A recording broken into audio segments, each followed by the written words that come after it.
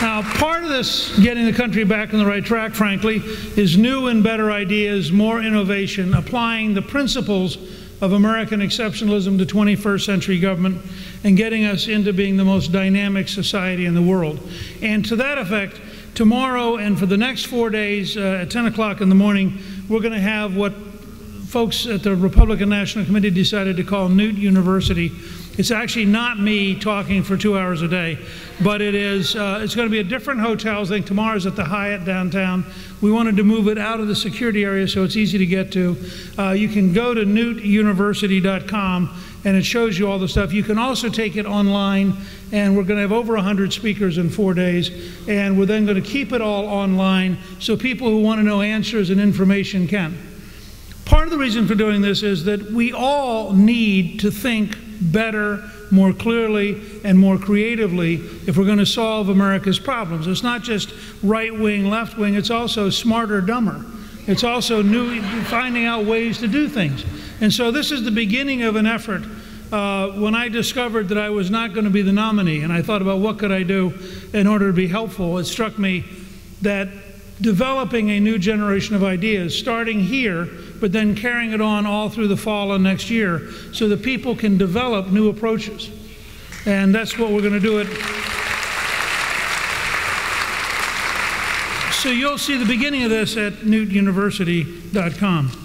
But let me tell you why I feel so passionately about this election and why, frankly, it didn't take me very long after I suspended the campaign to decide that I would do everything I could to elect Mitt Romney and everything I could to get a Republican House and Senate. And it's pretty simple. I believe Barack Obama is a direct threat to the survival of the country I grew up in.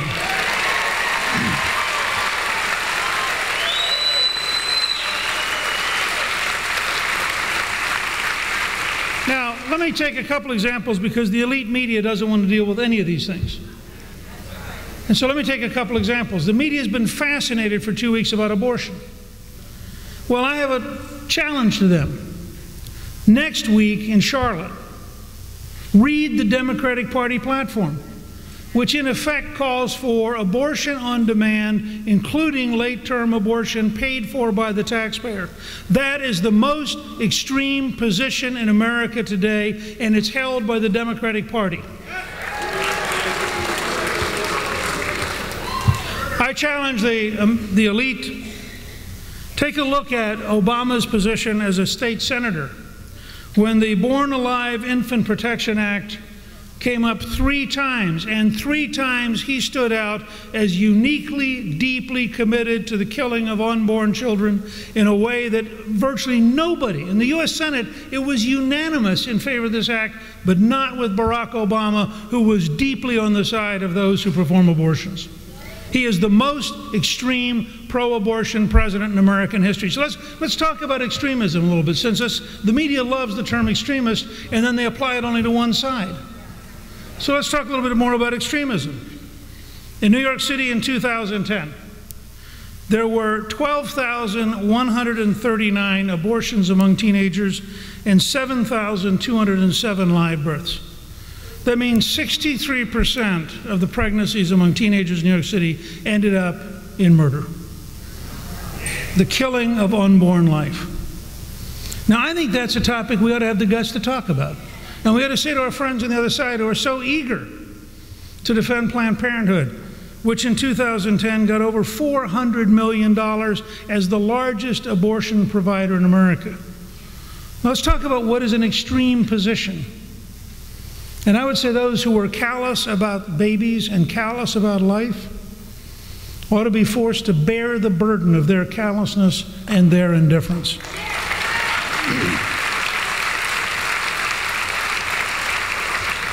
And I would say to any pro-life American anywhere in America of any ethnic background, if you truly care about the unborn, your only possible position this fall is to elect Mitt Romney and Paul Ryan, because they are committed to the right future.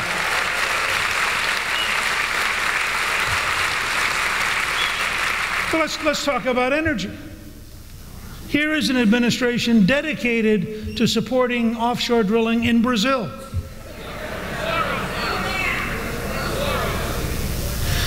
have a simple position. Again, it makes me totally committed to Mitt Romney. My position is this: no American president should ever again bow to a Saudi king.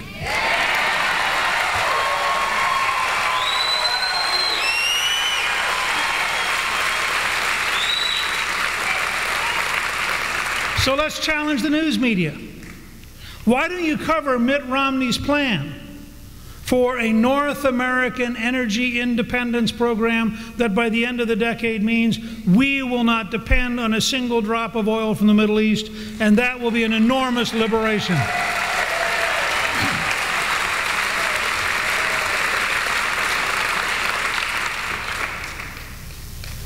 Let's also notice that this is an enormous, deep moment of crisis for this country, which we don't know about because the news media won't cover it. Today, and I'm going to write my newsletter this week on this topic. I'm going to call it Tampa and Tehran.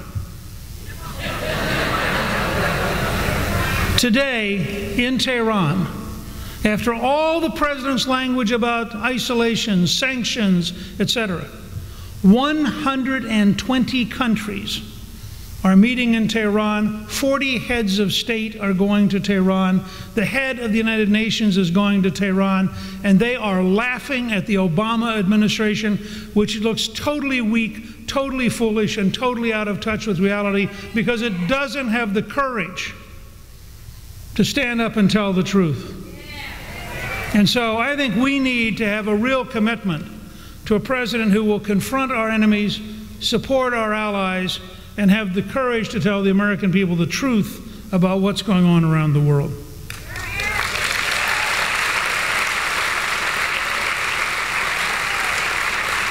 And while we're talking about the Middle East, let's be quite clear. The Arab Spring in all too many countries has become an anti-Christian spring. But you wouldn't notice it from the Obama State Department. We need a commitment that religious freedom involves everybody. It doesn't just involve us tolerating radical Islamists while they dictate to the rest of us what we should accept. And if you look,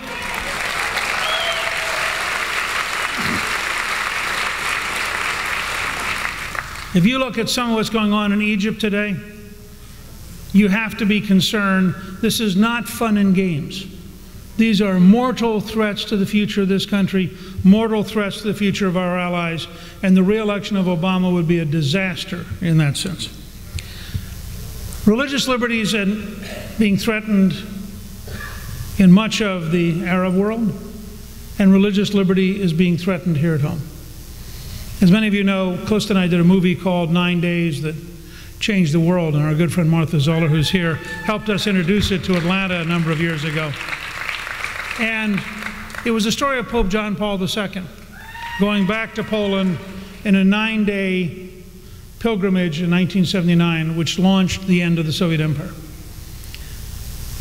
It thrilled both Callista and me to have Mitt Romney go to the same sites that were in our movie, because unlike Barack Obama, he actually understands that the basis of our liberty is the grant from God, and that no government can come between God and man.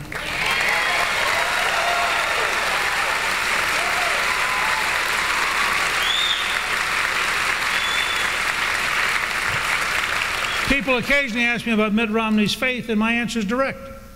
I'm delighted that he has a faith, and I'm delighted that it matters to him, because that's a big improvement of most of our left-wing secular elites.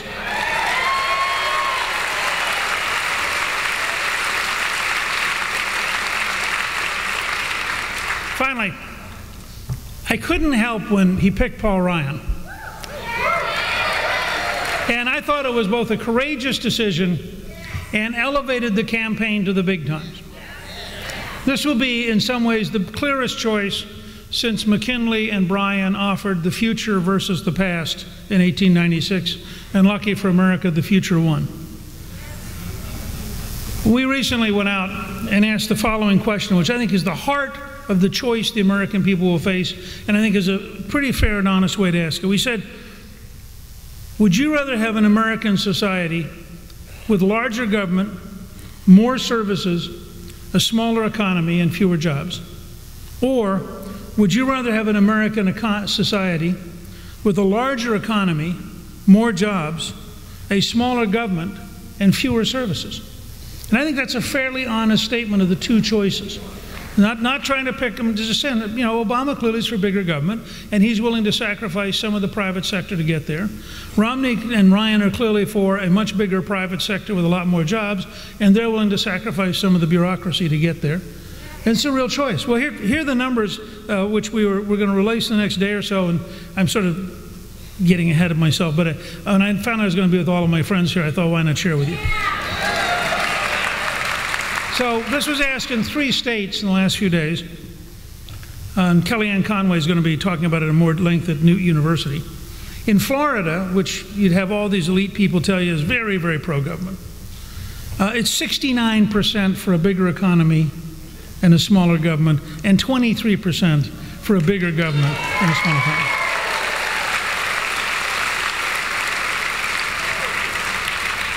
In Ohio, it is 72% for a bigger economy and a smaller government,